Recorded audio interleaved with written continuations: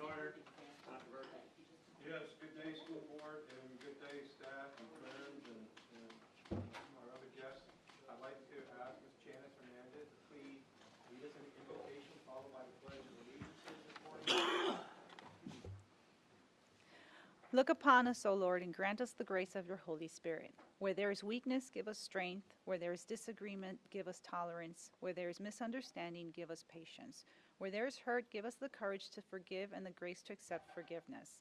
Be present in our school district here and in all places. Bless our work and everything that is undertaken by the diligent staff of our school district. For the furtherance of your kingdom of unity and love, peace and justice. We ask this in the name of the Father, Son, and the Holy Spirit. Amen. Pledge allegiance to the flag of the United States of America and to the republic for which it stands, one nation, under God, indivisible, with liberty and justice for all. I love the Texas flag. I pledge allegiance to thee, Texas, one state, under God, one and indivisible. Thank you, Ms. Hernandez. Now, Mr. President, can I just make a few comments about the agenda? It was a pretty heavy agenda today. Then we have some action items, we have some items of information, and we have a closed session of a continuation. And so I would like to ask that if we can maybe do a few of our items out here and then break to go into a closed session and come back out finished. And I know that Mona has sent out a earlier request to ask if we can go into overtime and possibly double overtime today. Say double overtime?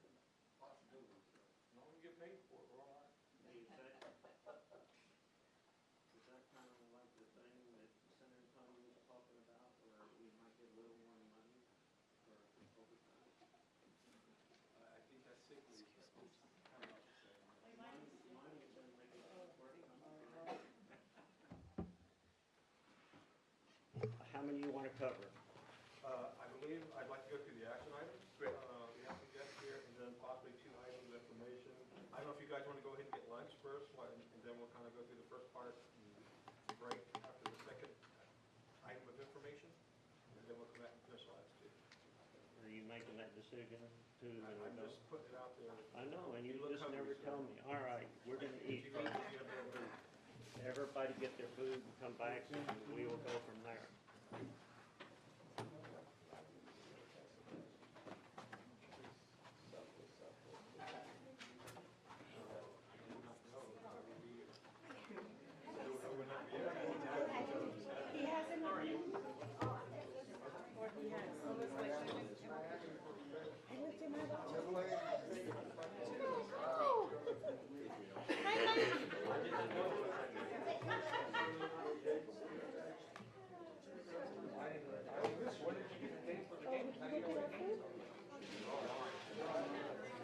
I was going to leave the hard copies right at the book shop.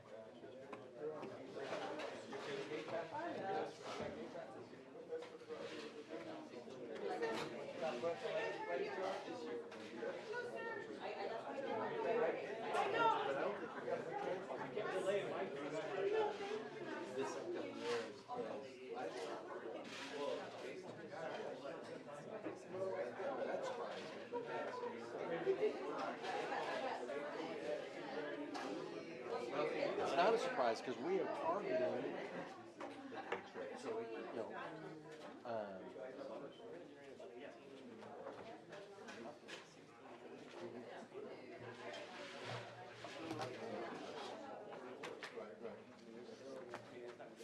but you're not going to have to transfer. The next year, you're going to have to transfer from the general fund. That's why you need it back up to about 70.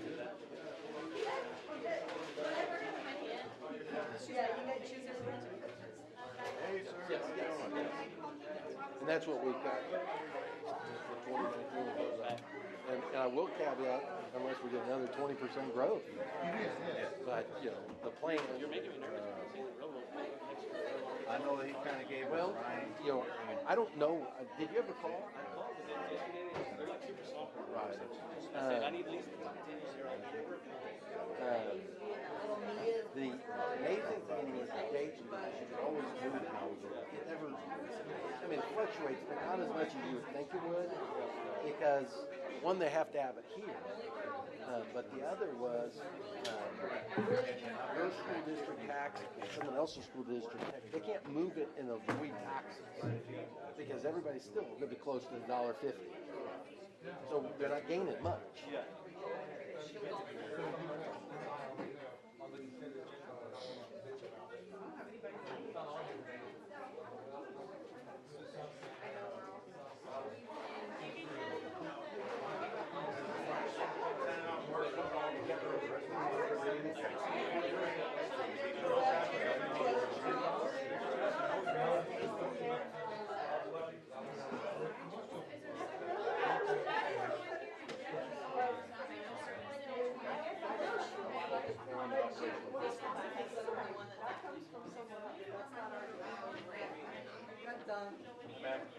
Hello, sir. How are you?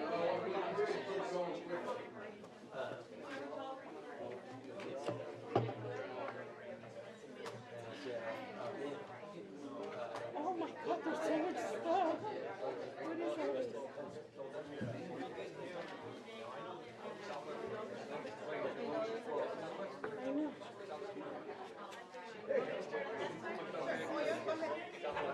I know. Okay.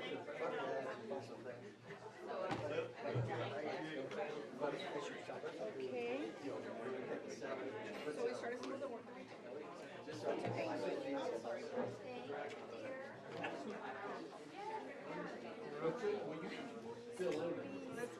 Hi, Dr. Byron. How are you? I'm good. How are you? Good. How are you, Miss Lida? I'm doing good. How are you? Conversing, so when I spoke to earlier. Doing good. Not more stuff. Yeah, pre-K for Southwest. All right. Ooh. I have it all memorized.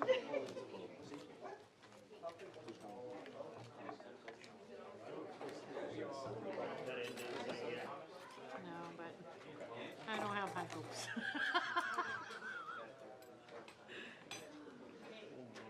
Can you?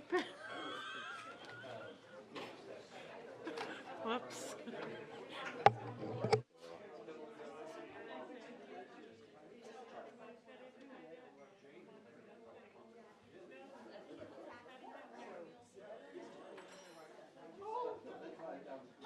How do you let him in?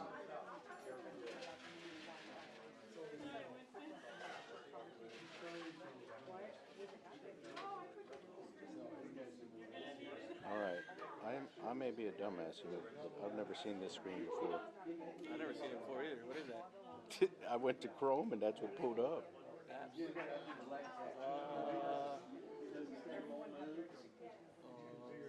Alrighty then, I don't Because see. Dodie's logged in. You gotta log out of hers. She's got a different. Somehow get Dodie. Is she here? No. So I can log her out? Hey, Lisa, are you presenting on this accountability 2018? Okay, I'm trying to pull up mine off of my Gmail, but I pull that up and I've never seen the screen before. Oh, here it is, Gmail. All right, so I'll log on, but you'll still be there. So I'm just gonna log in on my end.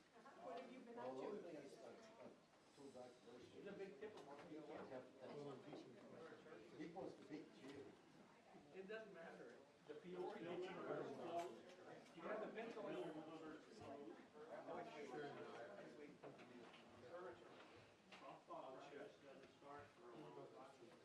Do you spend a lot of time alone? She does still work. So you'd be back around.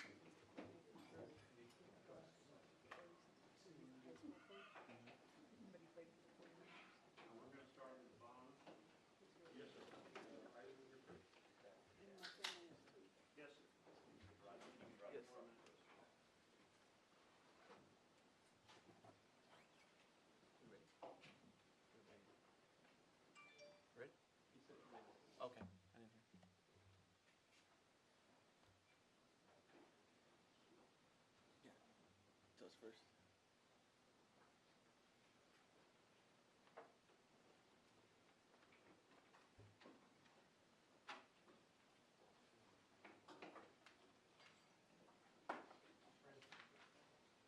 What? Huh? We're not started yet. No. Said 2 more minutes.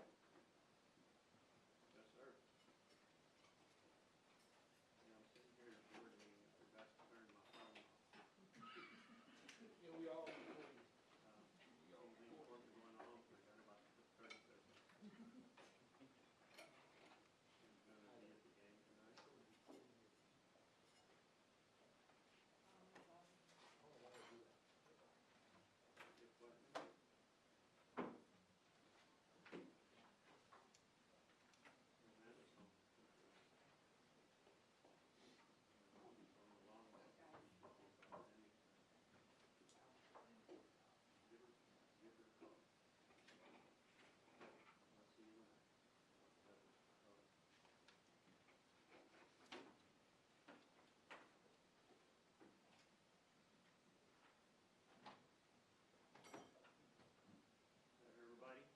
We're ready, sir. All right, let's go to item 3, the bond. Yes, sir. Today with me, I have Mark McCliney and Andrew Friedman from Samco. They're going to present a option to defease some bonds from the 2013 series. And so I'm going to turn it over to Mark. It's good to be here. A week ago, we were here and we called a bond election and we were talking about tax rates. It was a bit surprising. All of a sudden, we get a report from Joe Wisnowski that our tax rate, based upon our taxable values increasing approximately 20%, our M&O tax rate was going to decline from $1.17 to $1.1184. If you look at this one-page handout, if you look at the top box, when we had our TRE election, we told the voters that we wanted to maintain a $1.47.3 tax rate. And at that time, we lowered the INS tax rate, we increased the M&O tax rate, and maintained the $1.47.3. You can see 2016 and 2017 we did that. Well, Joe kicked out his tax calculations, and you can see 2018 column came in at $1.4307. Without doing anything, in 2019, if you look to the far right of that box, the tax increase would go, the tax would go back to $1.473. It has nothing to do with the bond election that you all called last week. It's all driven on the M&O side. So in visiting with the staff, we thought, okay, what we talked about all along was keeping it at $1.4730, and how do we do that? The only way to do that is to pay some bonds this year, this upcoming year you're entering, more than what's currently scheduled. So the way to do that is you call a maturity or a partial maturity in to make a payment due this year. And in doing that, if you look at the 2018A, that's the second column from the right, if we authorize that, if you all take action and authorize that, our M&O tax rate stays the same as compared to the what's set up for 2018 now, but we increase the M&O for 1 year, make those bond payments, and then it goes back to what it is currently, what we finished 2017 with at $1.473, with the M&O back to $1.17 and the INS back down to where it was. There's some benefits to doing this. Paying off bonds early, you can see the bottom chart, bottom right-hand corner, we will save $1,276,000 over the life of that because we're paying it off now instead of waiting until 2038. That makes additional capacity available that we will fill in with the 19 bond issues, assuming they get passed in November. We're asking you to do it today at the brown bag because you have to get publications in time, and you wouldn't have time to do this if you wait until your next board meeting. And we thought that it was important enough to authorize it, make the tax rate the same as it has been and what it would be next year. So with that, I'll turn it over to you all for any questions. But we think also that this is a good move for the stability of the tax rate. Mark, it just popped up in my head, believe it or not, an idea or a thought. Does this affect, under the current formula, does this affect our state monies coming in? Great question. Everything is a year late. So right now, we're getting 30% for our debt service. If our taxable values stay on this 20% increase, state share of our debt service is going to drop to 15%. Not this year, next year. Now that doesn't affect you because you're getting new dollars because of the higher valuation off the same tax rate. So you'll get less dollars from the state. So you're not getting hurt on the M&O side. I'm sorry, on the INS side. The M&O side is just straight function of taxable values and student population, your tier 2 and tier 3. I have the same question, but a little bit different. And that is that for the past 2 years, you have told us, Brandon, that when we did the switch, when we switched the pennies, that we have to pay more on the INS. No, yeah, You take it from the M&O to pay on the line. right, and that left us short. Correct. Does this affect that? in any way? For this year, most likely it will not. So we won't have to take any M&O funds and move over to INS for this year only. Now, it's why it's important next year to go, we're gonna have to go back to $1.17, and we will have to drop the INS rate to 303 to stay to the 147.3, and next year we'll be back in the same scenario. So really, for this year, not only did we get some extra revenue based on the projection, and because the state didn't realize it yet, we actually get the extra revenue that we would have to normally pay in the fund balance to cover that rate. So right now, our debt payment's about $16.9 million, and we're projected, based on this rate, to be about 18, a little over 18, but that's where the extra million, and 1.4 million comes into play to pay off further. So, yes, this year is that, our property value growth really, this helps us this fiscal year, but we revert back to original plan in 2019, 2020. Correct.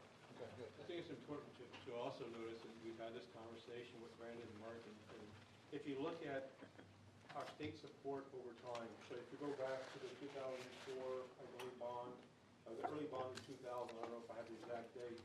I remember being part of that pack and having the conversations about how we get this information out. And at that time, the state support, when we approved debt, was at 85%. Because of what's happened with our appraisal values in our district, that has dwindled down to 30%. In the future, it looks like it's just staying put, it's going to be 15%. So the reason that we go and we approve debt to do facilities is because we get state support. And that's what is going to change in a near future chapter of Southwest ISD, that support will not be there because of our appraisal values changing. So this bond that you guys called at the last meeting, I think is a good thing because we still get some support at a very minimal level, but it's going to dwindle even beyond that in that coming year. So I think we're doing the right thing. I think this future debt we're talking about, other than the cost savings over the duration of that bond of $1.2 million in savings over time, it also allows capacity for a future entity because we know that the next facility that we'll probably need in Southwest ISD will be the 12th Elementary, and it's going to allow them to have a little more. It won't cover the whole facility, the whole project, but there'll be more capacity towards that project at that time. I think we're doing all the right things and looking at our current needs, but also planning for the future for that 12th Elementary. Any more questions for Mark and Ashley? Well, we're asking the board to approve the recommendation to redeem a portion of the bonds. I so move. Second. Motion's been made and seconded. All those in favor say aye. Aye. Opposed, no. Motion carried. Thank you all very much. Yes, sir. Y'all have a good day. Thank you, Mark. Y'all go have a big steak on us. Please don't. Sorry, I mentioned that word. Now, stick to the mashed potatoes. All right. Going to item 4, change order for Southwest Legacy. Yes, sir. This is change order number 1 that we're presenting for Southwest Legacy High School. It's the landscape changes and asphalt repair project along that service drive at Legacy High School. As you know, the expansive soils there, we had some asphalt failures due to water infiltration under the asphalt. After tearing away the asphalt in the patch there was a 400-foot long patch that we were doing along the curb about 8 feet wide. Once removing the material there that had failed, we realized that the curb has actually come out of the ground more than anticipated. So what it causes is, if we were to pave that road back all the way just on the patch, we would be actually creating a puddle in the middle of the road because the curb raised and you have to keep a 3-inch seal with the asphalt along that curb. So it actually would have sloped down and then sloped up. So in order to get the slope all the way across the road to keep the water draining off so there's not standing water causing future problems with asphalt and base failures, the staff and civil engineering has come up with a plan to peel back for that 400-foot strip, peel back the asphalt all the way across the road. And when we have enough fall based on where the curb is now to keep the water flowing off, but still get our 3-inch seal with the concrete and the tack along that curb. But to do that, we were having to peel it all off and change the grade slightly, so it went from like a 3% to a 2%, but then we can still make it from one side to the other. So we feel that that's the best way to make sure that we don't have the problem. We're eliminating the problem of water seeping through the rock by putting the concrete there. But at the same time, if we would have just paved back to where it was, we basically would have missed the curb because of how far out of the ground it came. So you would always have water infiltration between the curb and the road. So we've created some additional channels through the concrete to try and get the water off faster and made that slope across the road so we don't have water backfilling, because where it would have stood is pretty much where the back tires of the buses would drive, and over time that would just crumble over time. So we would be in the same situation again, so we're hoping this alleviates the problem forever. So our recommendation is to approve change order number 1 to Heath Orth Construction in the amount of $37,035. That increases the contract from $84,462.27 to $121,497.27. Questions? Just, I know we're hoping this takes care of the issue. If it doesn't, do we have any kind of warranty year or nothing? Not from the construction? We're going to have warranty based on the patchwork that is done there if it fails again. But long term, I can't say that we're not going to have additional issues based on the soil we have out there. About a year, standard labor, material. Right, for a year based on what they're doing here. So it's not that the asphalt necessarily failed. What happened is when the curb moved because of the soils, there's always a seal between the curb and the asphalt, so the water runs off and out. Well, when that seal broke, the curb actually moved up almost level with the asphalt. So any water that came down on that roadway went in and under, and it just exaggerated the problem quicker than what it normally would have done. I know we talked about this project, I don't recall, but in the scope of this work, are we doing anything to the servicing tree where when it rains like 2 inches that we get that huge puddling? We are working with Bear County to get the drainage channel and the bar ditch cleaned out. I've met with him before. I need to meet with him again because he told me that it would happen before school started.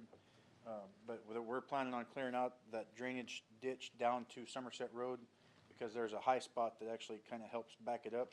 I think in a major downpour, if we get like 6 inches of rain in an hour, you're gonna have some water standing for a short period of time, but it will eventually recede. Right now, it recedes, but it goes at a slower rate than what it could if we had that bar ditch cleaned out. So I'm working with TxDOT and the new manager there, I forget his name off the top of my head, but we have met with him, me and Rafael both have met with him, and he said that we would take care of that before school starts.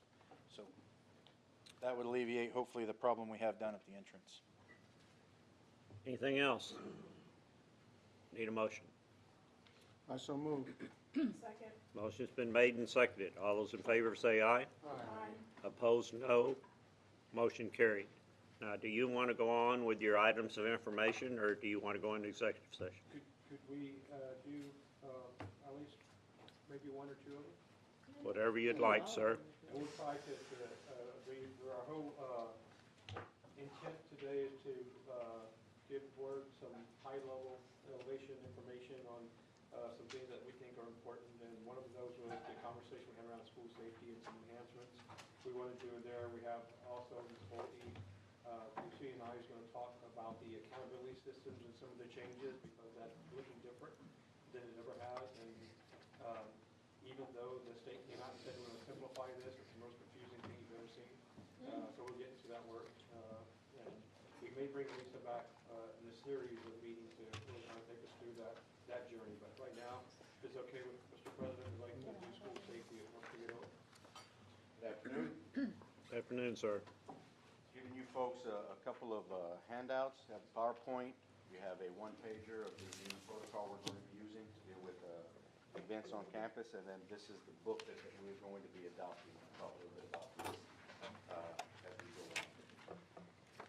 on. Just to review, one of the main guiding policies that we have, laws that we have, is Senate Bill 11, which states that all districts must have a multi-hazard emergency operation plan. Campuses must have their own individualized emergency operation plan as well.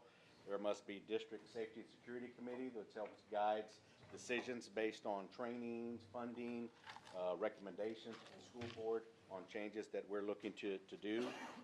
So that group right now meets quarterly. We have to exercise and document when we do our safety drills. By law, it's only required once a year, but we've been doing it twice a year. So we're looking to change that as we go into that, and I'll get into that as we continue with the presentation. We must also document the safety training that we give to staff and students. Also explain how we coordinate, how do we include our first responders in our planning and in the development of our emergency operation plans. And then, of course, we have to conduct safety audits that must be done every 3 years and then submitted to the state. We completed our last one in 2016 and 17. And we'll be doing some more informal, Southwest Police Department as well as myself will be doing more informal audits for the campuses, and they'll include that in their campus emergency operation plan. Just to review, the multi-hazard EOP must address the 4 phases of emergency management: prevention and mitigation, planning, preparedness, response, and then recovery. How do we get back to the normalcy of school operations, a day-to-day activity? Must address various hazards, not just the more common ones that we deal with. Include safety drill documentation, and again, first responders and how they're involved. Our current multi-hazard EOP was approved 2.5 years ago, so we'll be bringing up our new EOP probably up in the spring for review and for revisions. Campus EOPs, and I won't go through each of this, but these are the components of it. Make sure they have an emergency planning team, which serves as their safety team. Deals with any issues. We recommend that they meet at least monthly. The incident command team goes through an incident command training, ICS training, that's developed by FEMA. In the event that there is a major issue that happens on campus, that team kicks into action until they're relieved of duty, either by district personnel or by someone that has more experience or more seniority in that area. For example, if there's fire, then if there's a fire on campus, that ICS team for that campus would kick in, or if there's a crime, they would kick in until they're relieved by first responders, whether it's our departments or whether it's county or city departments. Evacuation maps need to be current, which includes utility cutoffs. And those evacuation maps are also shared with our first responders. Reunification sites, We currently follow a feeder pattern, so if we have to move off campus, our elementaries would move to their feeder middle school. Middle schools would then feed to their high schools. In the event that we have to evacuate the high schools, they would just basically flip-flop because of the capacity to hold. So Legacy would go to Southwest, Southwest would then go to Legacy. In the event we need an alternate site, we're working with Traders Village. If we need a reunification point that's centralized, they have running water, they have a restroom, so that's something that we're also trying to negotiate, the use of that facility. Safety audits, which we conducted, these are the different areas that we address. Both external audits as well as internal audits. We look at any gaps or any hazards that might not, or that might frequently show up. We review our surveillance camera system to make sure it's upgraded, and we're moving to a newer system as we did with the high schools, with our middle schools this year. So all 4 middle schools will have the newer system, and then we'll look budget-wise as we move into the next year for the elementaries. Safety Security Committee, mentioned we meet quarterly. We would review the multi-hazard EOP. We address current safety issues, concerns. So the incidents that we dealt with during the last part of the year when we had the national tragedies in terms of active shooters, we started addressing those, looking at what type of training we need to bring, what resources we need to start utilizing, and really looking at how can we spend our budget money to support the campus needs as we move into this next school year. We also made safety recommendations to what we should do in terms of facility-wise, dress code, and well, I'll address those here towards the end. The safety drills that we must document, these are the 5 ones that we have done traditionally twice a year. We are now going to be moving into quarterly. We'll be doing the lockdown drills quarterly. It'll be documented as well. Fire is still monthly. That's something that we have to continue to do, and those fire drill reports are turned into the fire marshals on a quarterly basis. Safety training. So what do we provide our staff? Okay, we do have a consultant that we have on retainer that we continue to use throughout the year. He's the gentleman that created our MERP app. He's also provided the active shooter training that we've done yearly. He's actually going to be coming down the Saturday before school starts, and we're going to be doing 2 different sessions for active shooter, available for any employee, auxiliary staff on up, to teachers and administrators if they haven't gone through that. So we'll have a morning session and an afternoon session with Mr. Gary Sigrist. He's also going to be with us the week of convocation to work with different groups such as transportation, front office staff. He'll be working with custodians as well to deal with issues that deal with their roles and responsibilities. Mr. Figueroa? Yes, ma'am. Have we thought about doing active shooter training at each school with staff? Like maybe early in the morning or on a Saturday, or so that they're familiar in their own environments, what to do? And we are working with Sergeant Alvarez and Officer Gilbert, the new gentleman that joined us on PD staff. He is going to set that up with the campuses. We did have some campuses reach out to us last year, so he did do it with Legacy. I think he might have done it with McNair. I don't know if that ever materialized. He did do it with McNair. So we're trying to schedule that with every campus so that way they're familiar with their site and what do we actually do, what resources we have. If I'm in this part of the building, what should I do, you know? The key thing on that is you point on, is they have to be familiar with their own environment. Right, and it's not optional, right? No, this would be part of a faculty meeting. Yes, So okay. we're scheduling that. As we've done our administrative trainings Friday and today, we are setting that up. There's a sign-in sheet that we're trying to work through. Hopefully by early October, we should knock out all campuses with that. Perfect, thank you. And also go through this new reunification program that we're going through. So we meet with various groups throughout the year. We meet monthly head custodian meetings. We're going to be meeting with the faculty to go over the safety changes, front office staff, auxiliary staff such as Winston's people, as well as facilities and maintenance that typically don't get safety training. We're going to try to broaden that approach to them. We also have our Southwest Police Department that is required to go through CCIT training, which is Children in Crisis Intervention Training. I believe they have to do that every 2 years.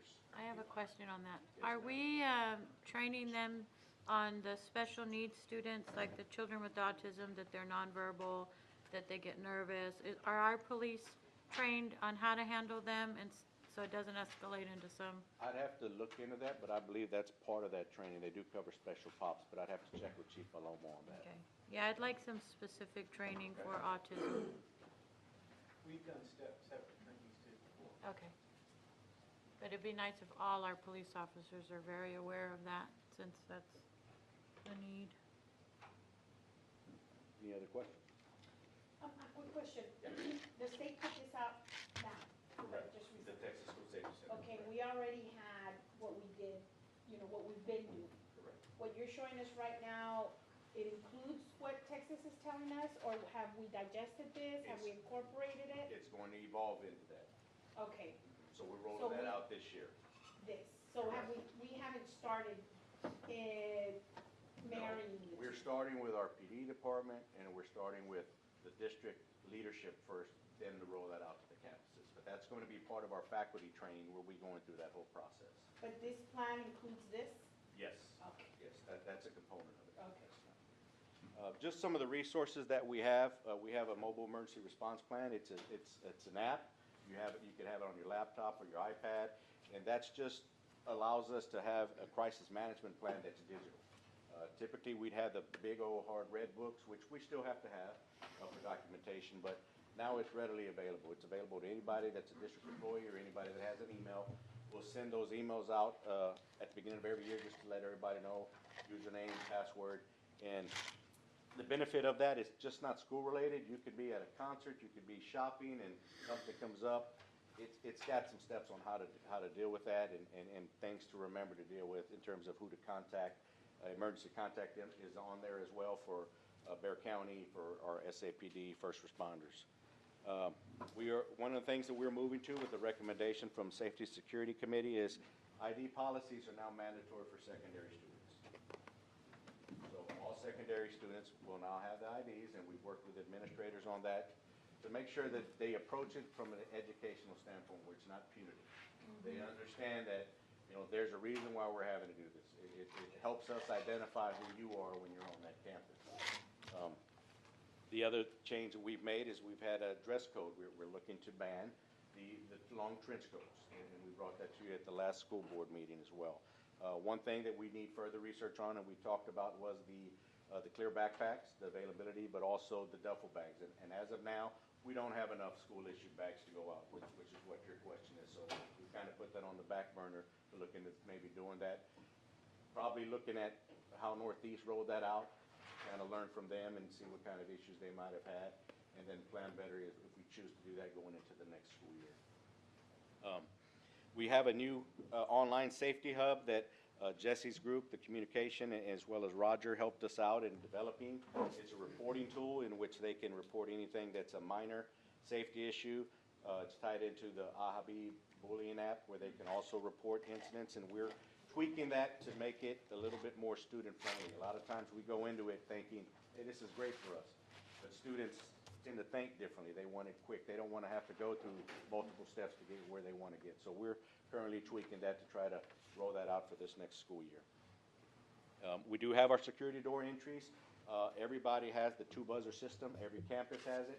We're working at non-instructional sites. We're looking at also adding or looking to try to budget for the safety-resistant or the bullet-resistant film that we can apply on the inside. We're still looking at different vendors and looking at pricing options for that as well. So what are we doing new for this school year? Okay, we now have a direct position, a district position, myself, that's completely dedicated to safety, oversee transportation as well, but more of a support for them.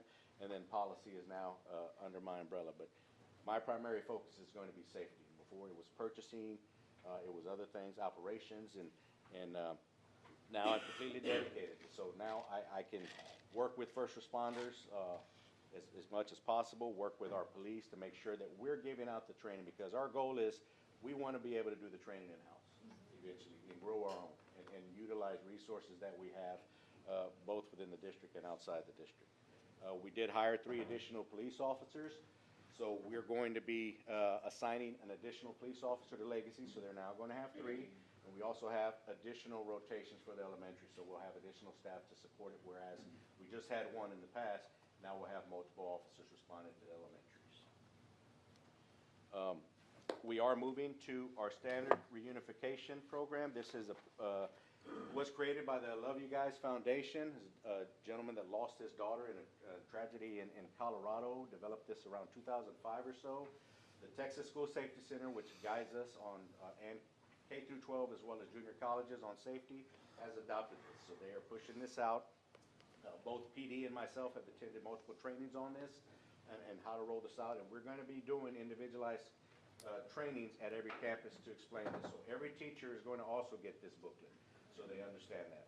And this is just kind of a cheat sheet.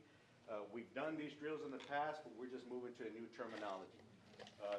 All of this is free. That's the benefit of this. Everything is free on this. We just need to print it out, make copies of it. So I utilize the print shop to run a lot of this out. So they really, Rosie and her staff really helped us out with that. We're just moving to this, a little bit more kid-friendly, user-friendly. There's some videos that are attached that are developed by students, college students, which may have our students respond a little bit better than hearing it from adults. So we'll be rolling that out throughout this year. We have updated the surveillance systems at our middle schools. We'll be looking to do that with elementaries in the future. Talked about our new multi-hazard EOP plan. There is a new template that's coming out through the Texas School Safety Center. I believe it was going to be released in early August. It hasn't as of yet, but when we do, we'll be transitioning our current plan to that plan. The current plan was mostly designed for non-instructional, I guess, businesses, facilities, government agencies. Now this is a more district-friendly template that we'll be evolving to, and we plan to bring that either in late fall or spring for you guys to review and revise and hopefully approve down the road. That's all I have. Yes, ma'am. Question. I know Northwest Vista has this thing where they send out texts, mass texts, when anything's going on, and I found it really valuable because they literally they'll send it out to parents and students, and they'll say, you know, don't come up, we're having this situation, don't come on campus, wait for further instructions, or whatever. I don't know if we should maybe explore that. I don't know if it would apply to us. I mean, we have obviously younger children, but mass communication is quick, and you know, even if it's just to our middle school and high school kids, you know, most of them carry their phones, they look at them constantly. It would be, you know, I don't know if that would create. Well, can you imagine the parents that might show up at the school? Well, I don't think, I mean, That might be a no. I think transparency and communication is more critical than, you know, if it's a real serious situation, if it's a need of the district to communicate. At some point, they find out anyway, right? And they find out through their kids immediately, anyway. I mean, most kids have phones, and that goes out, and the kids only put out what they know, and a lot of times that's or what they think, and a lot of times that's misinformation, and there's a lot of chaos and confusion. And if there is a source, a district source that is putting out correct information, that might reduce the confusion. I don't know, I'm just putting it out there. I don't know that we can do it. I don't know that, you know, We can look cost us into a it. lot of, Yes, let's just think about it and see if that's something that's feasible for us. Now, with School Messenger, which is what we primarily use, there is a text option on there. The problem we have is not, and that's really the parents, doesn't have the kids' information on there. We can look at something for the students to maybe download for school communication. That's something. So, I mean, y'all can, I'm just Yes, throwing ma'am. it out there. One thing. We might be able to create a like emergency remind account for the district that you post. It's a one, every parent would have access enrolling their kids in the school and put it on if you want to receive emergency information. And one person controls the access to that account. I mean, it seems feasible. We talked about it yesterday, so that if there is a need for us to send mass communication early, like, because I've lived it with Mark at my own campus where, you know, you have chaos and then the chaos of the people wanting to come get their kids and I think that would be something that certainly we could do with a remind account and Well, everybody you would can have even access tell to it. parents Yeah. where to go. I mean, because parents don't know what to do, and you can tell parents immediately, okay, we are addressing the situation, we need y'all to, you know, go here or do that. And also for, you know, tornado situations, you need quick communication. So I think what we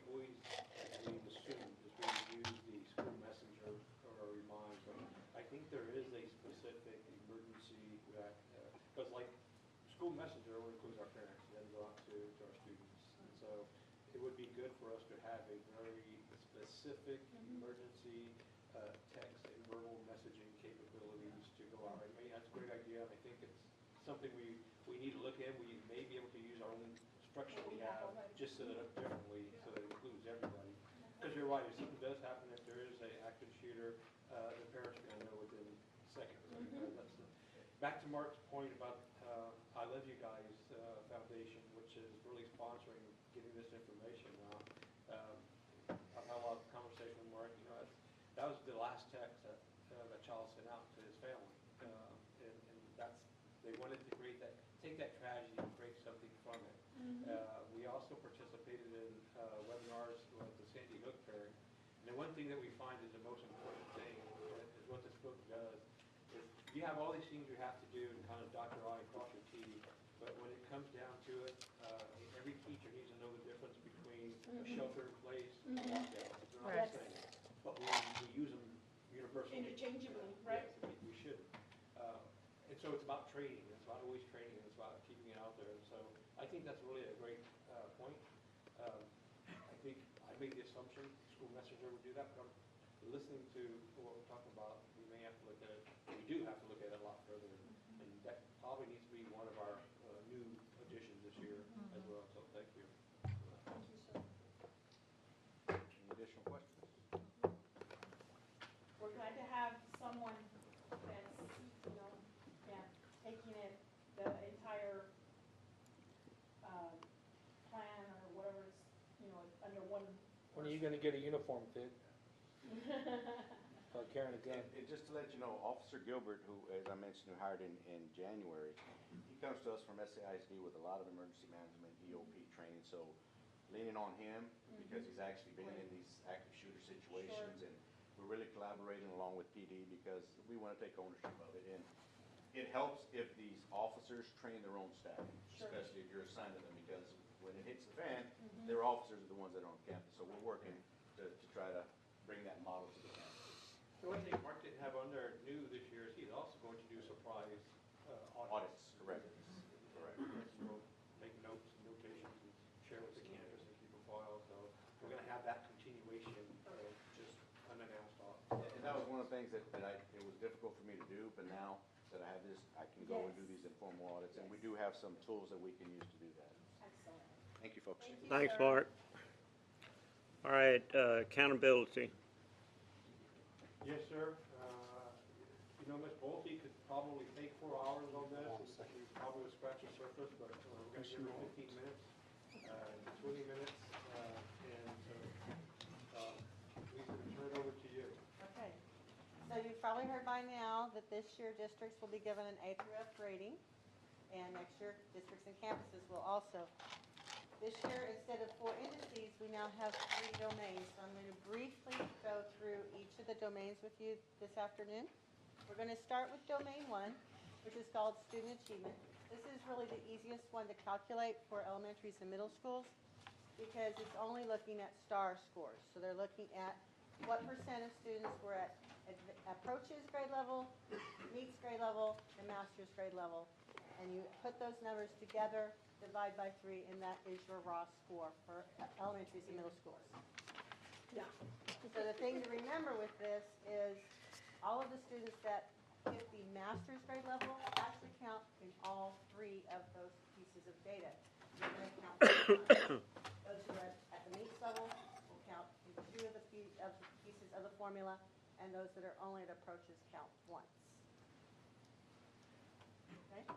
So we get our data back, and we look at our approaches percent, which last year that would have been your score in index 1.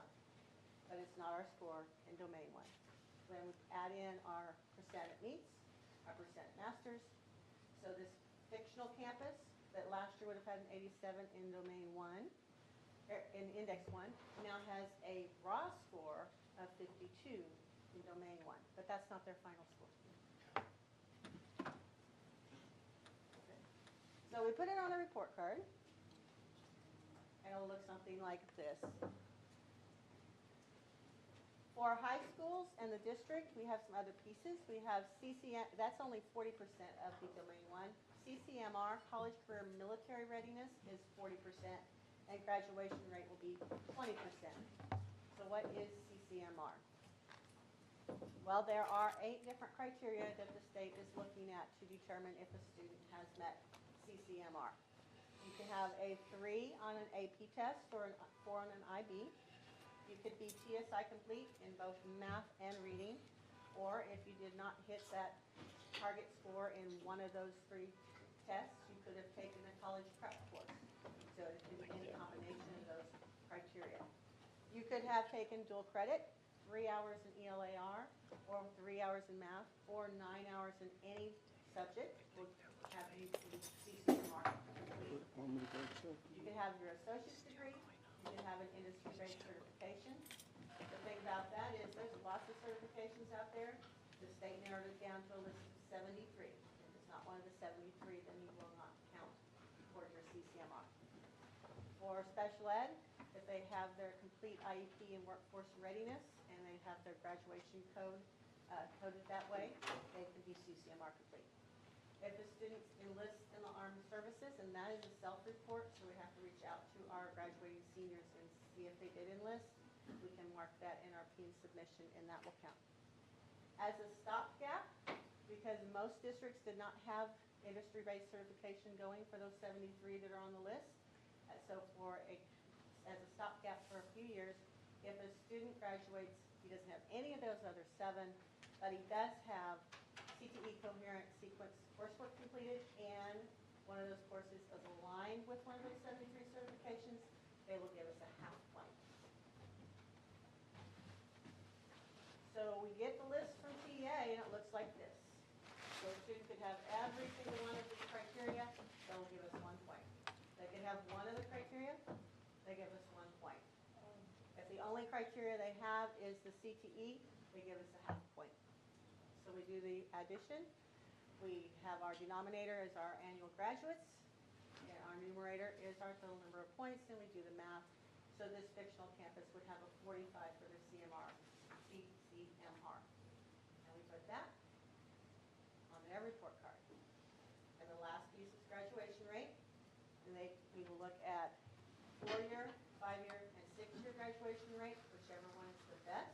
That's the one the state will put on our report card. So we have our raw scores for domain 1. Domain 2 is a much more complicated process because there's actually a part A and a part B to domain 2. So part A is looking at progress. So students that meet progress, they're going to give us 1 point. But they also have to be at the same mastery level. So a student who's at master's and stays at master's at 17, that's the score they got on their math, and at 18, that's the score they got on their math was master's, they'll give us 1 point. If they were at meets in 17 and meets in 18, if they met their progress, they'll give us a full point. If they did not meet their progress, they'll give us a half point. And the same applies to approaches. If they were approaches in 17 and 18, they'll give us 1 point. If they met their progress, a half point if they did not. Even those students that fail, if they meet their progress, they'll give us a full point. This is for reading and math only. Those are the only subjects that have progress. So that's 3 through 8 math and algebra 1, and 3 through 8 reading and English 2. So you count up for both of those tests, how many points you have, and that would be your raw score for part A. The next part, part B, is going to take how you did on domain 1 and consider what percent of your student body is EcoDis. So for elementary and middle schools, we'll just move that domain 1 score into the part B. That'll be their raw score. For high schools, it's a little bit different because it's going to be the average of their student achievement and their CCMR, and that will be their raw score for their part B. The CCMR is actually going to show up in all 3 domains. The third domain is what I call the scary domain. This is the one that the state is using to meet ESSA compliance, so this had to have approval of the federal government. So it looks a little bit different for elementary and for elementary, middle, and high school districts. So we have the student achievement, but now we're only going to look at those students that were at meets or higher in math and reading. So our approach is students will give us no points in this area. We're going to look at school quality, which for elementary and middle schools, that is going to be their domain 1 percentages broken out by all 14 groups. At high schools, that's CCMR again, broken out by all 14 groups. And then we have grad rate for our high schools in the district, and we have star growth for our elementary and middle schools. And then we're very hopeful that they would not be using EL proficiency this year, but we just got notice on Thursday that the federal government did not approve the waiver. So we will have ELL progress be 10% of the domain 3 score. There's 14 student groups. Some of them are new. We've not had special ed former before. That's before they classified as special ed and served in that program any point in the last 3 years. ELs, we've had former ELs, but not this far back. We're going to go 4 years back with former ELs. We have 2 new groups, continuously enrolled and non-continuously enrolled. So they're going to look at students that have been with us for 3 years and also students that have not been with us that whole time to see how we're doing with each of those groups. So we're going to have to look at each area, each group, reading and math for academic achievement and growth, and each little cell has a different target. So, for example, we have 44% for reading all students, meets or higher as our target, and 46% all students, meets or higher in math. So each one is a different target. Which targets will you be evaluated in? You have to have 25 tests in that group for it to be evaluated. So we'll get a report, something like this. It tells us, yes, we met the target, or no, we did not. And then we will add up and do the math. How many did you have possible? How many did you actually get? What's your percentage for each one of the areas for a final score? And that will be then weighted. So academic achievement,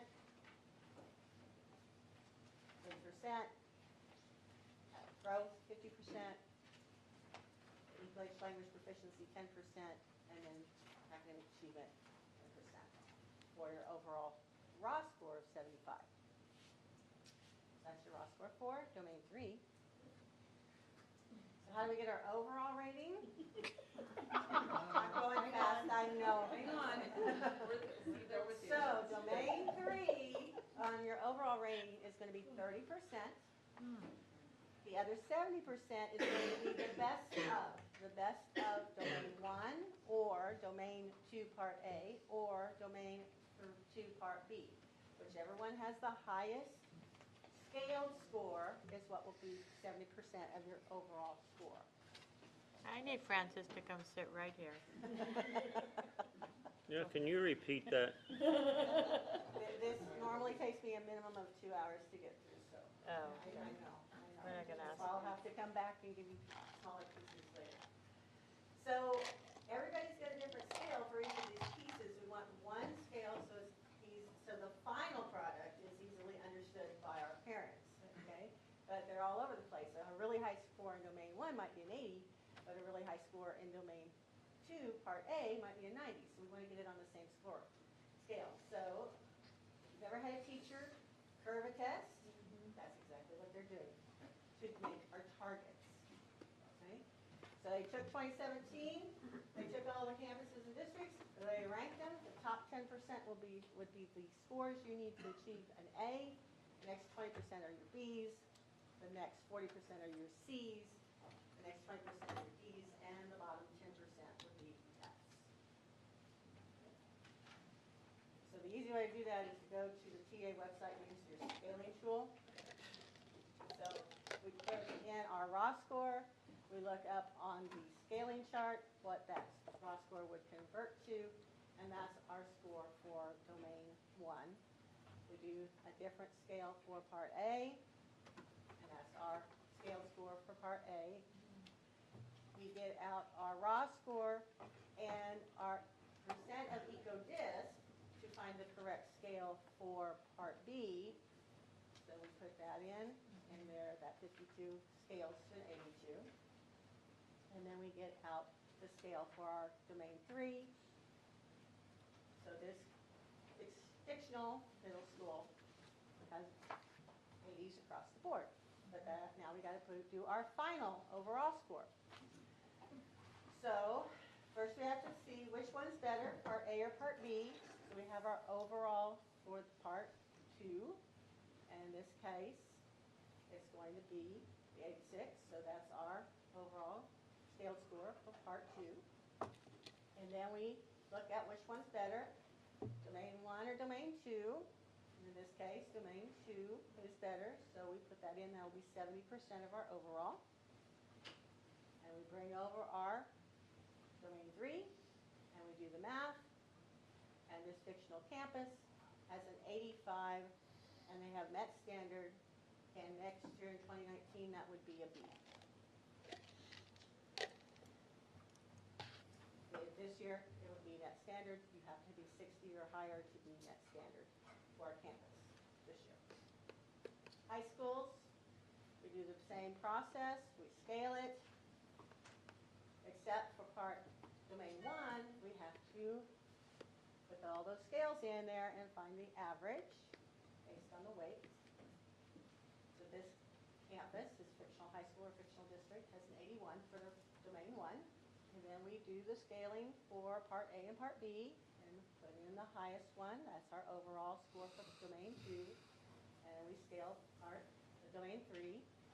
And we figure out which one's higher, domain 1 or domain 2. And we do that math. And we bring over domain 3. And we do that math.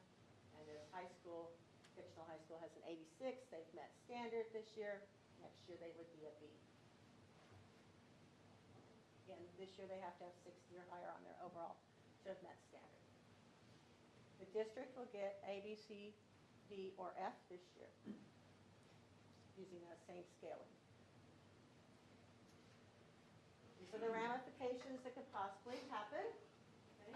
So they're going to do all of these calculations, and the lowest 5% of campuses that are Title I across the state will be in closing the GAPS domain 3. Will have comprehensive support and improvement. There will be additional targeted support out there based on the percentage of indicators that each campus or district met. And that target's going to be determined by how well those lowest 5% of campuses did. Any district that has an overall score of F or any school that has improvement required will be in school improvement. And then coming in 2019, we're going to use 3 years of data to determine what campuses or districts need targeted support also. So when are we going to know? Well, later today we should have the data tables, so we should have a pretty good idea of what our rating will be. And then we will know officially on the 14th, and it will be public on the 15th. But this year, it won't be a district. Only the district. Only the district gets A, B, C, D, or F. Next year, everybody gets A, B, C, D, or F. So I would like to implore the board to, this is the accountability system that Texas is going to. It's probably the worst decision they've made and a number of bad decisions. There's no way that you can take an entity where there are really great things happening for kids and promulgate it down to one letter grade that describes the district. They've tried it in a number of other states. Florida's moved away from it. Oklahoma's moved away from it. What they saw happening there in those states was it started impacting the real estate purchases and where people chose to live and move. If you look at performance assessments throughout the nation, the lower levels of assessment follow poverty throughout the nation. It's not a secret. It's not a surprise. We're excited when they talked about giving the information on a progression scale, that there will be some control of weight for students of larger areas, but it doesn't look to be like very impactful or very much weighted to the formula at all. So I don't think it's gonna change what we see in the nation. Our kids are doing exceptionally well, 100%, thank God we're in 8th grade. And I think we're gonna have to really craft our message, because I think based on our conversations with Lisa, that we're kind of teeter-tottering in low C, high D area, and I'm gonna tell you it's probably better than a lot, or most around us. And I just don't know where we're going with this craziness. I really don't know, but I can tell you this, I know our kids are better than C, they're better than a B, they're all collectively, I think we're an A. So what I'm directing our staff, whether it's A, B, C, D, E, F, or G, we're not gonna give it, I don't wanna give it much attention and feed into where we're going as a state. We know our local community, we're making really great local decisions about education, and we wanna keep bringing data about how many students are matriculating into post-high school opportunities, how many of our students in 3rd grade are reading on grade level again. So we wanna look at the things that really matter for kids over time, and there's no way you can barrel all that down in a very confusing methodology that has multiple variables and parts to it into a grade. I don't believe in it, and I don't think I ever believe in what we're doing right now in this accountability system. It used to be deaf by itself, now it's like deaf by grade. We change anything. Can I ask a question? Really not, I wouldn't even know what to ask on that, but I want to ask you. So if we have a 4th grader that got their test results back, they got mailed in the, write that thing, and it says approaching grade level, what are we specifically doing in the 5th grade that's going to help them, what is it, meet? Yeah, is there like an individual plan for each kid? Do they get pulled out? What is it that's gonna help them meet in the 5th grade? So we currently have what we call the intervention time in the elementaries, and so one of the things that we taught them last year was a new structure of small group instruction. So during IE time, and even during the math time, now they're working in differentiation. In the past, we've talked about it, but now they're really purposely working with these small group of kiddos. Okay. So we do have another program that is called Now in Aware that the principals just last Wednesday, they were able to just, at the push of a button, they can see where the kids are approaches, meets, and masters. Okay. So now with that information, the principals are going back and running their own, ideas and generating what they're going to come back and put together when school starts. But currently, we already have in the elementary master schedule, there's already a time for a 30-minute time slot for IE time, in addition to the 90-minute block of math. Right. So during the math time, instead of having whole group instruction, is now differentiating it based on now that we have the data. Okay. And so the data's at their fingertips. And then, what can the parents do? Like, are we gonna like have a team, like you tell the parents this is what we need you to do at home, or what, how are we gonna incorporate the families?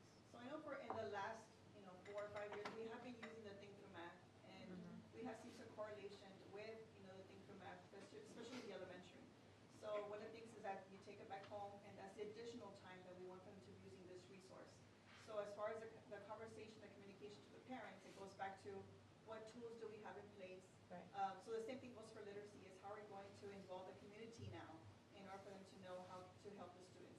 But in the past, what we have been using, I mean, it is so strong even in our math scores as well, is just that Think Through Math over beyond the hours, beyond the school day. And just sending that message back out to the parents. So Remind 101 has been really helpful, where we keep that open communication, open line of communication with the parents back home.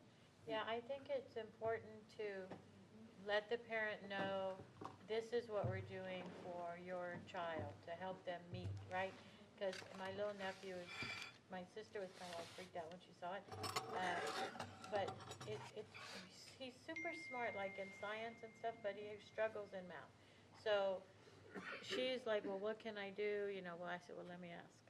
So if we could maybe communicate with the parents a little more, as far as maybe at the beginning of the year when the teacher sees, okay, these are the kids that are approaching than maybe a little one-on-one with the parent saying, this is what I'm gonna do to help get to the meat. You know what I mean? To like really Just a help that little further parent get plan. involved and know, because I mean, really, sometimes parents are lost. They're like, well, what can I do to help them? So, Right, and whether it's any like simple facts or just what plan or what can the friends do at the home. yeah. The other thing is TEA's released on their parent portal site now, where they actually release the test, so they can see where their kids make errors and things like that. Oh, okay. And that actually, was that just last year that came like a big? It became a big push last Big year push because last year. now there's more tests that it's available on. Yeah, so there's a whole parent portal that we really haven't addressed quite yet. Yeah. On working with our community on accessing information individually about your own child online through the Texas. So they site. have that right now? They can go online and see, okay, he missed these questions? And we even use some of that work for summer school. Yeah. So we knew the students we're gonna work with at summer school, so we pulled out their actual tests, and then some of the work that happened in summer school was around that, their actual assessment. Well, how did you get chosen for summer school? Did you have to not meet? So we Or- worked with the state requirement, which was fifth grade students that failed the assessment. Oh, fifth grade, okay. We also do response intervention for each year of the students accordingly to the level of intervention that they should need to experience a grade level plus learning in a year. Right. We're not a perfect system, and so we still have adult issues in our system, and I think when Lisa goes to this next part, I think what our board likes to see is how we compare to our counterparts around us. And when we look at that, we can see some pretty phenomenal things that are happening in math, and I think a lot of that has to do with communication to the home, to the family. If you don't involve the family in the educational experiences of the student, you're not going to get the student to the level of objective you're trying to achieve. Those places that do that, those content areas that do that, we see really great outcomes for students. So our goal is to, how do we personalize education for all of our students? And how do we work with the home, and how do we develop these partnerships? And if we're truly, and this is part of our Hoodler stuff, if it's truly an equitable system, we would do whatever we need to do to make sure that child is successful. And sometimes we create an equal system where we offer everyone an equal amount, but that doesn't always create equitable outcomes. So we have to be very critical of ourselves, look at ourselves and where are our deficiencies and how do we get better. We're not happy where we are in I think ELA. I know that for a fact.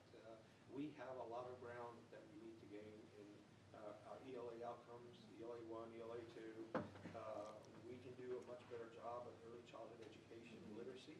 I think we've taken some big steps in that direction. I think we're going to see some outcomes because of that in the next couple of years.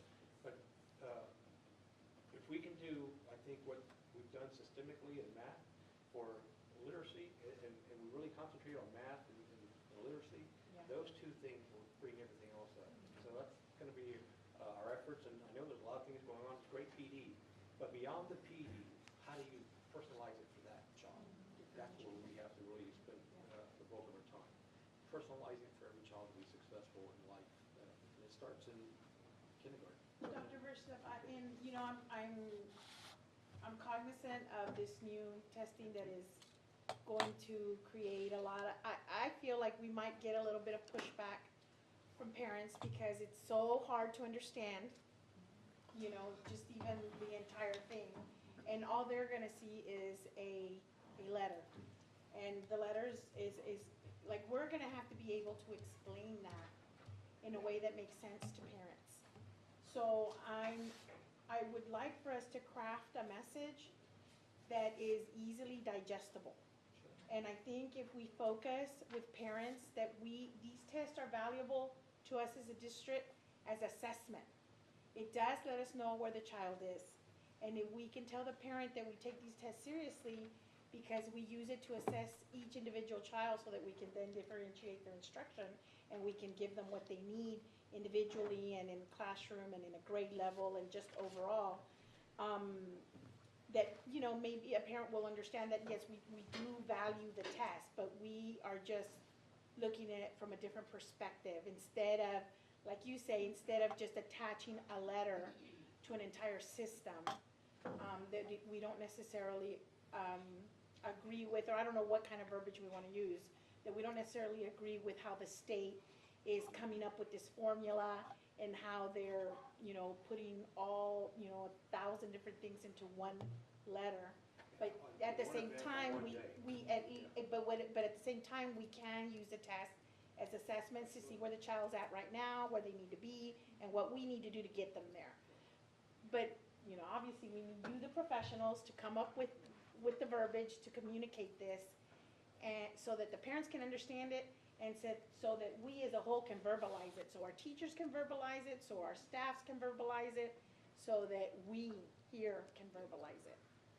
Yeah, and I think that there's some politics involved in this system, where I think the state is going, and I know I attended a meeting a few years ago, and they took the data, I don't think they were this far along in it, but the data at that point in time, if you took the methodology and applied it to charter schools, students with 500 and 500 to 750, they were the ones getting the A's and the B's, and it's easier to work with a smaller group of students. Sure. But it would cost the state almost $5 billion more to create those type of systems. So you can't do it for all students. Right. But let's do it for this 300,000 of the 5.4 million students. And is that fair to all the students in Texas? And it's not. So we need to communicate that as well, right? I mean, I think it's important that we give our parents a big picture, what we consider the big picture in education, because a lot of times they're not as well informed. And I think there's a lot of propaganda out there. Sure. And it's hard to sift through that. And I think we also have to be vulnerable, and we have to identify what our deficiencies are. Sure, Because absolutely. we look at data, what we see are, we have a number of students who regress from one year to the next, same content, they regress down a whole level, we see a whole other group go up. Sure. And so it's like, how do you stop that funnel from going down and just, keep kids going up? That's where I think if we can figure, that formula out and what's happening, I think that would be a huge benefit to kids. They shouldn't go down a whole scale from one year to the next. So And I we need to understand think what about, the state and I would like for us to think about what format we're gonna deliver our statement. How are we going to communicate this to parents? And I think it should be preemptive. Yeah. Right? Oh, I agree. I agree. To me, that's very We're good. going to need to move on. Do you want to go into executive session now? I do, sir. All right, under Texas Government 551.001-551.146, we go into executive session.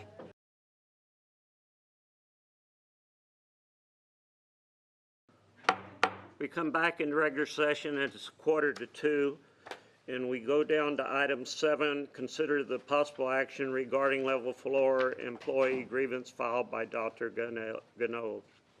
I move to deny the level 4 appeal of the grievance filed by Dr. Cannell, and I further move that the board deny the requested remedy. Second. Motion's been made and seconded. All those in favor say aye. Aye. Those opposed? Motion carried. Excuse me, I'm getting carried away with that.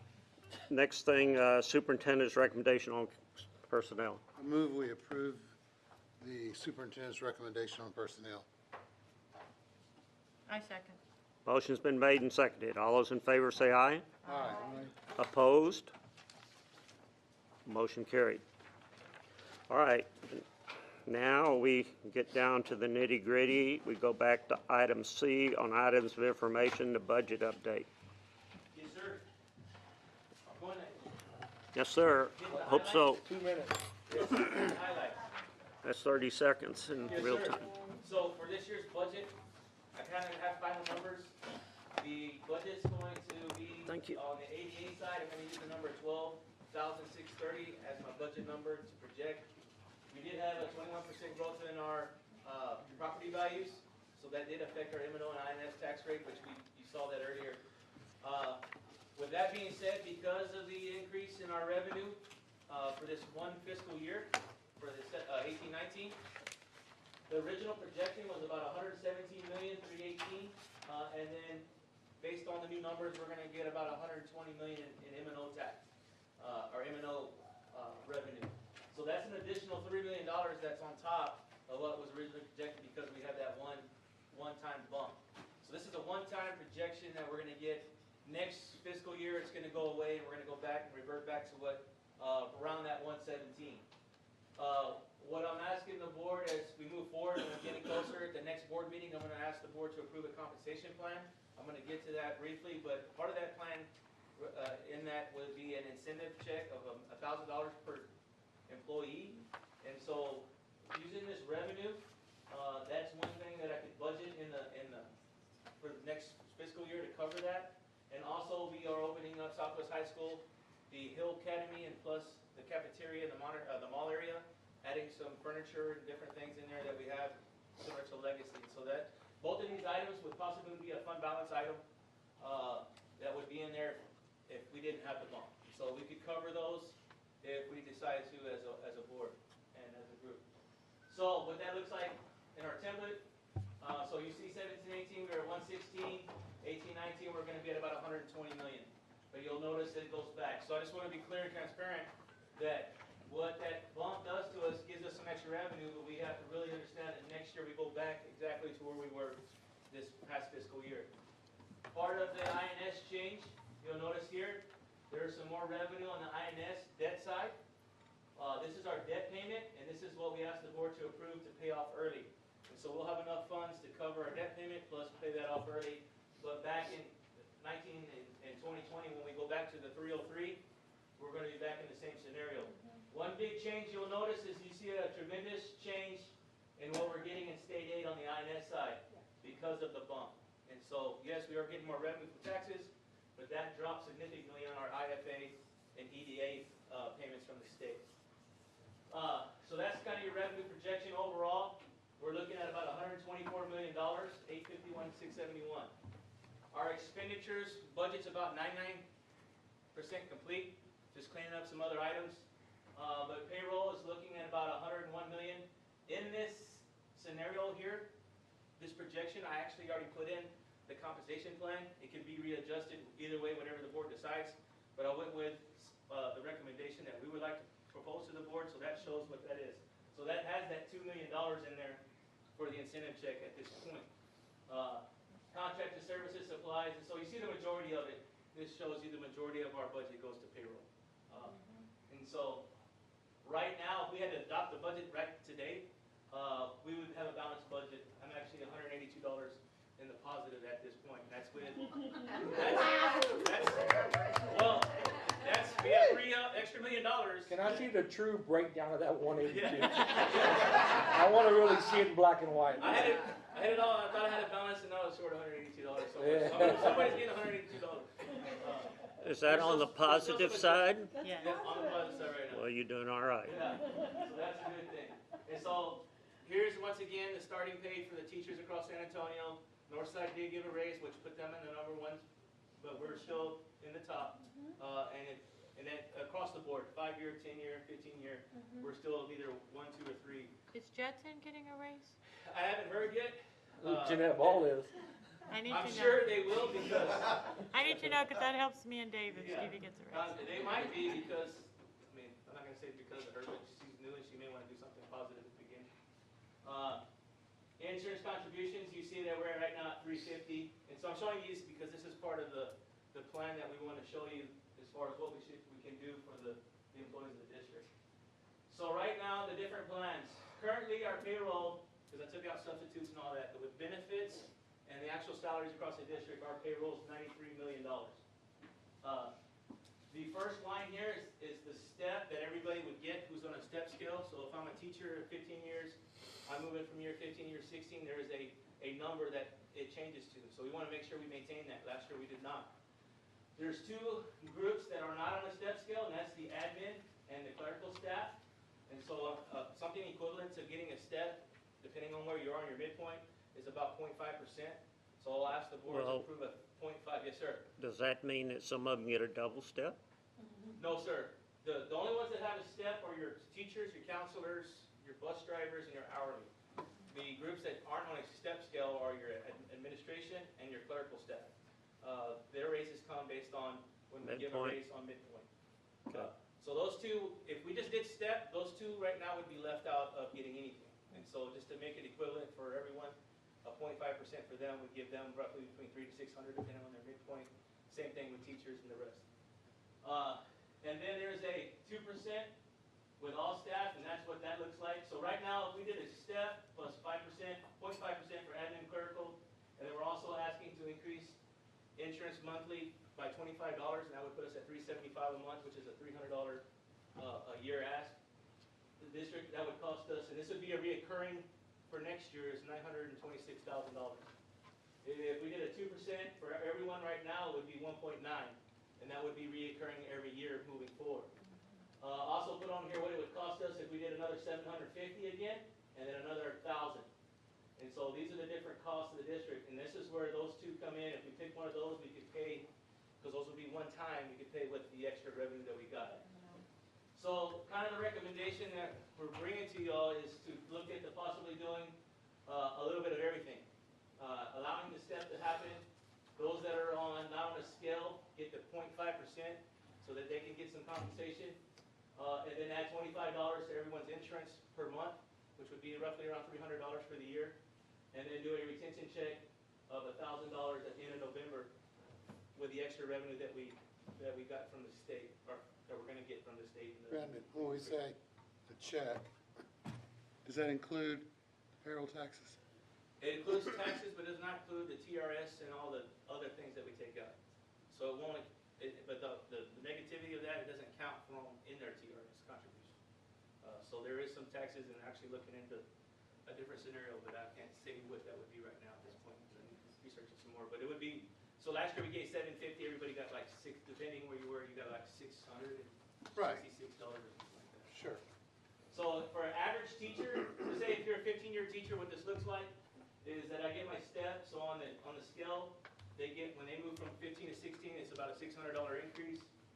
The insurance would add $300, and if we gave them a check in November, their total compensation package would be added to their salary would be $1,900 for next year. And everybody's different because everybody varies on what they make and where they are on step. And so that's just the example.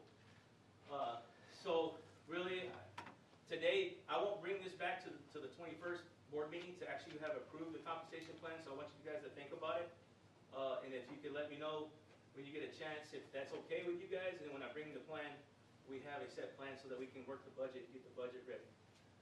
If there's any changes or things you'd like to see differently, we can run those scenarios and bring those back before we make a decision at the next board meeting. So going forward, on the 21st, what we need to do as a group is certify the property values, the appraisal values, adopt the actual compensation plan, and then the resolution for the employee retention incentive if we go that route. If we change it, then that can come on. And then at August 28th, we'll have the actual public hearing where we'll go over the budget and the tax rate. And then we'll have a regular board meeting on the 28th with the final budget amendments that need to be passed for this school year, and then adopt the budget, the rollback and the effective rate, and then the tax rate. Questions? That looks really good, Brandon. Thank you. That's all I have. It's a good combo. All right. Thank you, sir. Thank you. Brandon. Appreciate it. We have Mr. Anna on tool, sir, and we're gonna see what Anna can do in 5 minutes now. No pressure. Pre-K prayer. Rob. Oh, I'm sorry. I'm sorry, my fault. We'll come back to you, Rob. You got me confused. Yeah, I forgot there was 5. Just a conversation that we've had in our district for a long time about early childhood education and trying to get our students to a level of school readiness. And we do have some programs in our district. We have a pre-K program. We work at Region 20. We have Head Start. We have Early Head Start.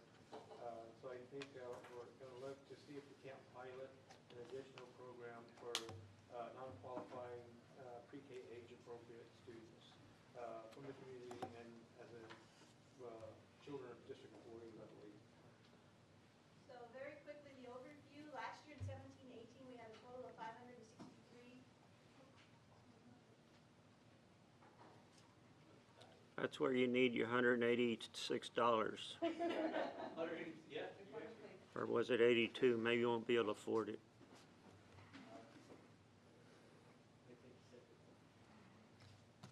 We have a handout for you. We had 563, end of 17, 257 were Head Start. So the rest were district pre-K or pre-K for SA teachers. This next year, we're proposing, we have a $300,000 grant approved by pre-K for SA. So all of our non-Head Start teachers will be pre-K for SA grant funded teachers.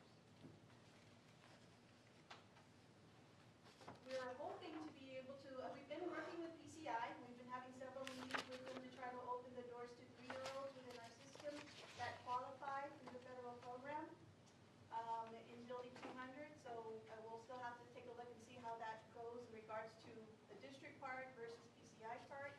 PCR has agreed to, they sent us an MOU to take care of the fencing, the playground, the staff, and the materials. And we would have to look at the building and see just for those 3 classrooms if we'll be able to do that with them. So we should be hearing back from them pretty soon, in the next week or 2. This is something that we have had a task force working on because we've received a lot of phone calls from parents as to why does my little one not qualify for pre-K? So then by the time they get to me, I have to explain to them that it's a federal program, it's a state program, there are guidelines that we have to follow. It's not anything that Southwest ISD created. So Dr. Verstead asked CNI to come up with a task force to see what can we do in regards to providing services for lower-income children. So what we are looking at, and so I did call the Texas TEA, and they are allowing us to input those children within those categories as long as Omar helps me to track them, and we see which students are over income. We had to go to the state and ask, okay, what are we allowed to charge? And so they actually have every single school district with their name and what you're allowed to charge for full day pre-K and half day. And we're asking below their given rate at $500 a month, or no more than 4,500. Or no more than 9 months worth of that, which is 4,500. Not lower than Not lower. The state rate was 875. We're like, we're not going to charge that, so we decided 500. There's also a multi-age pilot program that we want to look at in Southwest Elementary. I talked to Judy Foster, the principal over there. I called TEA and asked, can we have a 3- and 4-year-old classroom? Because a lot of times we have 3-year-olds that are turning 4, but they don't meet that September 1 birth date, and then they miss it by a day or 2, or they're over income. So I said, well, let's try this. 30 years ago, I actually was able to teach a 3-year-old how to read. So it's possible, so let's try it. So Delilah said, yes, let's go for it. And so we're asking for this part, that would still be the same flat rate of $500 a month. And that's basically it in regards to pre-K for Southwest. So we had talked about a sliding scale for tuition. So what happened to that? Why did we decide not to do that and to do a flat rate of 500? The state gives you a choice. You can do a sliding scale, but we thought that we would take just for simplicity, a minimal fee, and choose the lower fee of the flat rate, as opposed to trying to always figure out. These are going to be students who don't qualify income-wise, and so we check with our neighbors to the north, and they do a flat rate. I don't know what their rate is, but what we found out in our research is that most people chose the flat rate to make it as simple as possible. If I'm not mistaken, the sliding scale would have to start at 875 to 500. So we chose to just go with the minimum. Oh, okay. 500 would have been the minimum anyway? Yes. Oh, okay. And the 500 is for this one, the pre-K classroom at Southwest Elementary was basically we were able to pay for the teacher, the aide, and then a lunch monitor. That covers that. And that's just, we just give back those expenses. Right, so we'll be like balanced budget. That's if we could, we have to fill the class. So that's, Yes. the other part of that is we got enough students to show up. And that's- Correct. I don't think we're gonna have that problem. Okay. So this is a pilot recommendation, correct? Yes. We'll see how it goes with that one classroom at Southwest Elementary. And we'll also fill Start pre-K programs, pre-K for SA. So like, let's say we have, 20 seats available and only have 16 in that class. Once we realize those we don't have the kids showing up, we're gonna allow kids in that neighborhood who are overqualified to actually go into those classrooms and pay, they still have to pay the But they have to tuition. pay? Correct, correct. I'm wondering if there's gonna be a gap between, I don't know if there's a gap between the people that qualify for free pre-K and the people that can afford $500 a month, like that, There's if such a that big gap. range, yes. Only because of the fact that you have Head Start, and they have their poverty guidelines that they go by, which are federal. Which And is then they always have- the people that get hit the hardest, right? The people that aren't low income enough to qualify for the free service, but don't make enough money to be able to afford the $500 a month. That group always ends up Yeah, shortchanged. what we I don't know tried if there's anything we to can do about consider that. was what they pay external Yes. at other places with, some people are gonna have to choose to leave a grandma or a family member, we get that. And so I think what we try to do is, what does it cost someone, what would they have to pay if they went to, one of the other facilities Right. down the road here? And, what we try to do is be very cognizant of that fact. There's another motivation that's kind of driving us, is that if we don't start to offer these type of creative opportunities to Right. hook our students earlier, they're gonna go somewhere else and maybe not come back. And so we would like to pilot this year with the opportunity, if they can pay for itself, is maybe even expand Sure. next year. at And then other- maybe work the price a little bit. Yeah, and I think better. the price thing is always kind of subjective to us. Right. We're not in it to make money, we're just in it to be cost neutral. Correct. So if we can be cost neutral with 20 students, I think we're not looking to generate any. So once additional- we get bigger and we can realize economies of scale, then maybe we can break even at 400 Yeah. and then we can do that. Okay. And I know it's a process of getting approved at the state as well, so I know Honda sent me a letter, we gotta send the commissioner asking for permission to do this, and if you guys are okay with it, we'd like to send that letter. We're always going to look at wherever our break-even point is, and not charging any more than we have to, but, as Brandon said, it's gonna fluctuate, because you're gonna have some kids in, they're gonna pull them out, and they move, so we don't want it. We'll take up some of the cost if we can, but we're looking for this to be very cost neutral for the district. Correct. It's an opportunity. I'm very happy that you're Thank you. doing this, something that we've needed for a long time. I'm hopeful that it will expand to all the schools soon. And and we need to let people know we're doing this. Because right now, they're under the impression that we don't do, well, I'm always told we don't have any, but we do.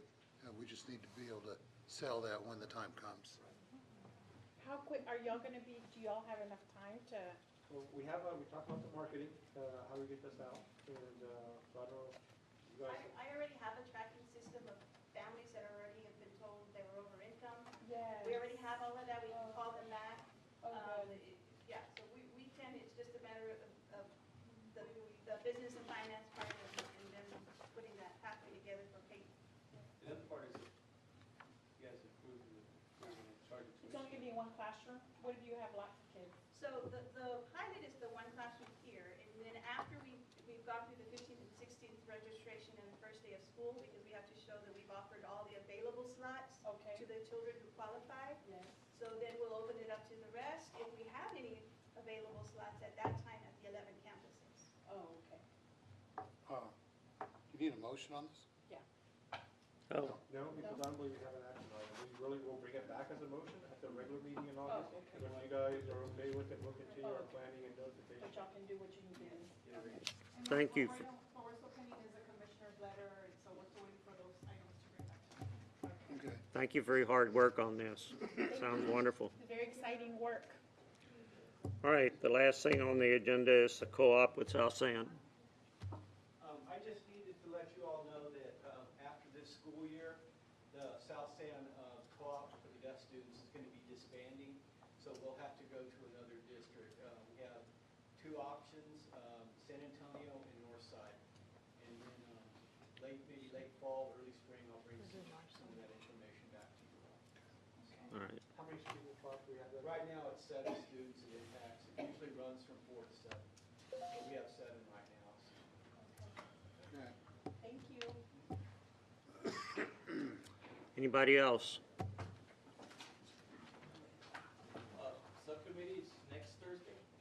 Next Thursday. Not this Thursday, but next Thursday. Apologize for It's not, sending it out a little early, but it's next Thursday.